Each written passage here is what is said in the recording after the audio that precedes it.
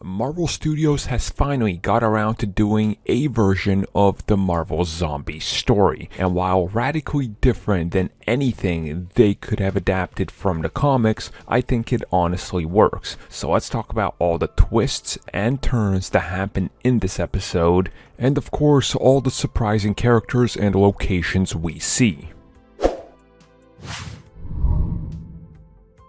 So getting to see a adaptation of Marvel Zombies has been something I've been wanting to see for quite a while, and I will say that this is a far cry from a one-to-one. As a matter of fact, this might be the exact opposite direction you would go in if you were trying to adapt it, but for what they did here, I think it works. Right from the start, we get an established place in the timeline. This is right as Hulk, aka Bruce Banner, is sent after the destruction of the Asgardians at the hands of Thanos down to Earth. He lands into New York, except it's not the New York we know. It's a brand new world, which of course has been overrun by zombies. And we learn that the zombie outbreak has been caused by the Quantum Realm, and specifically Hank Pym and his wife, because as he went looking for her in the Quantum Realm just 2 weeks prior, she comes back carrying a virus. Then from there on out, it spreads slowly. The Avengers arrive to try to stop it in San Francisco. It just keeps on spreading.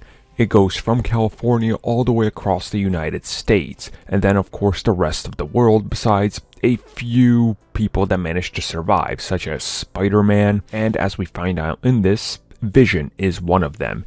He goes to the original first S.H.I.E.L.D. base, which we of course saw in the Winter Soldier movie, where there we find out that Vision has managed to save Scott Lang by putting his head in a jar, and also we see the downfall of multiple other heroes on the way here, such as Hope, who ends up sacrificing herself after she literally blows Sharon Carter up, which was pretty amazing to see how they visually pulled that off, and we see her take on the giant man form, so I guess giant woman. We also find out that Vision has been able to hold back the zombies by using his powers, but also that he's been keeping the Scarlet Witch there, and he's been feeding her, which was pretty disturbing. As we find out, there may or may not be a cure that may or may not work, and they'll have to head out to Wakanda to be able to try to synthesize it.